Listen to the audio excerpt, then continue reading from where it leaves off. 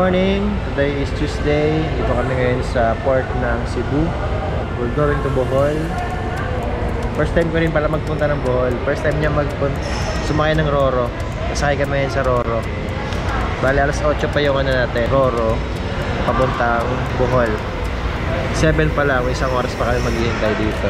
Kaya kita tayo mamaya sa Panglao. Tingnan natin kung ano meron sa Panglao, Bohol. Okay? Let's go!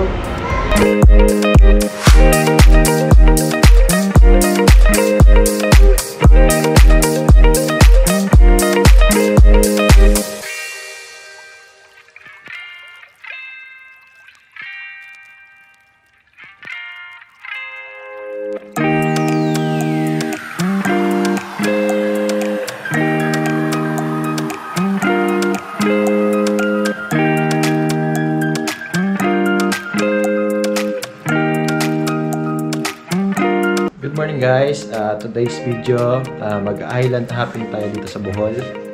Sasamahan nyo kami para sa island hopping.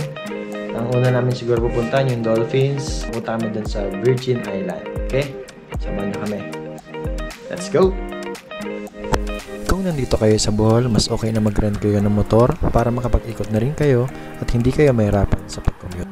At sa mga magtatanong kung magkano ang rent ng motor sa Bohol, 300 to 500 pesos po ang range ng rent. Depende kung anong motor ang gusto nyo. Hey guys, on the way na kami sa island hopping. Meet up kami dito sa may Macdo. Park siguro natin ito yung motor.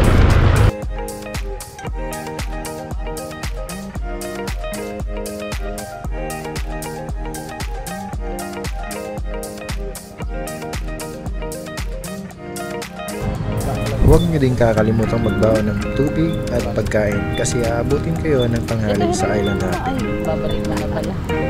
Ay, hindi. Sabi naman niya, makakarating tayo bago mag-11, di ba? Sabi mo na lang muna yan.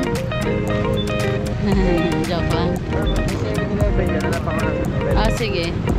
At isang saglit, dumating na din ang aming tour guide para samahan kami doon sa aming bangkang sasakyan namin. 1,000 per head pala ang singil sa amin para sa island hopping na to.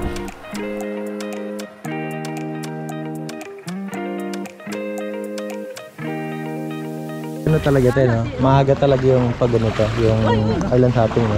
6:30. 6:30 alis na. Kasi yung Dolphin, 6:30 hanggang 7 lang siya. May oras lang, tapos aalis na. Tapos, Ano, pinapakain ba yun? Kailan dyan? O may oras lang talaga sila? May oras sila na lalabas sila. Nice. Tapos, pag ayaw mo ng Dolphin, kahit anong oras, pwede kang... Ano?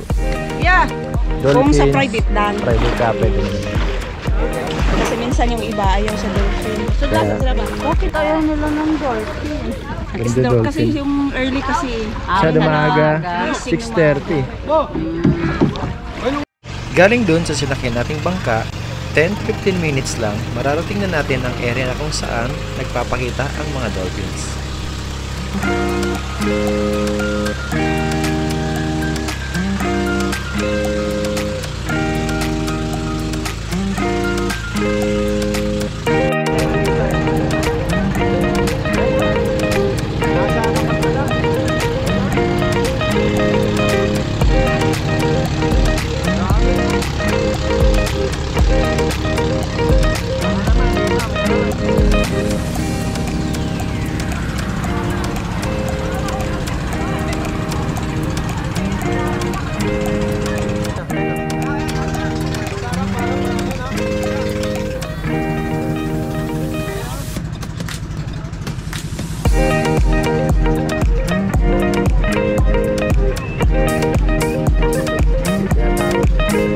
Yung nakikita nyong island na yan ay ang tinatawag na Balikasag Island.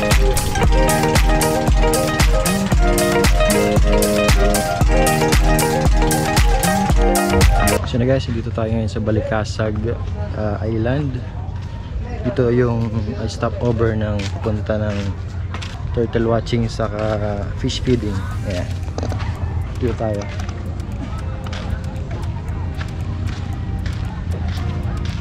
Ito yung tsura dito.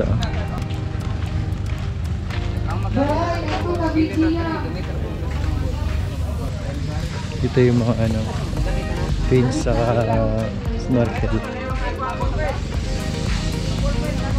Gawin na kami sa fish feeding. 30 minutes sa fish feeding, then 30 minutes sa turtle watching. Pakita namin sa inyo kung gano'n siya kaganda sa ilalim ng dagat. May dala tayong GoPro. Okay?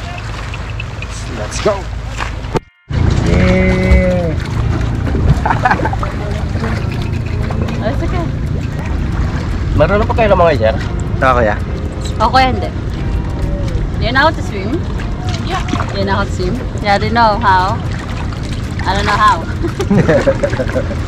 I'm depending my life on this life vest, kuya. No, it's okay. It's a good life vest. Yeah, I did. Live best naman. Don't worry.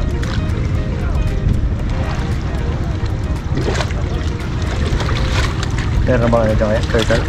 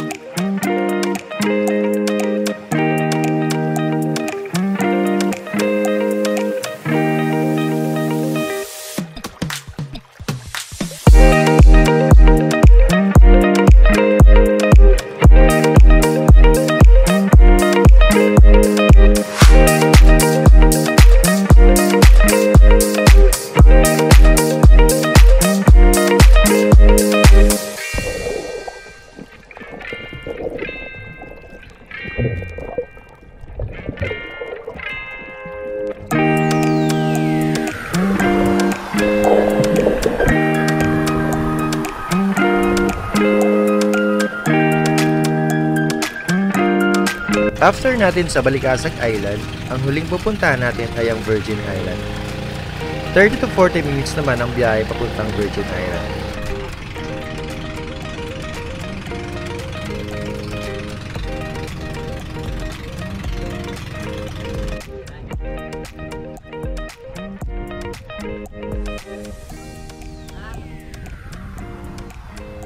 Right, dito na kami ngayon sa Virgin Island. Kakagaling lang namin dun sa turtle and fish feeding. Ito yung tsura ng Virgin Island.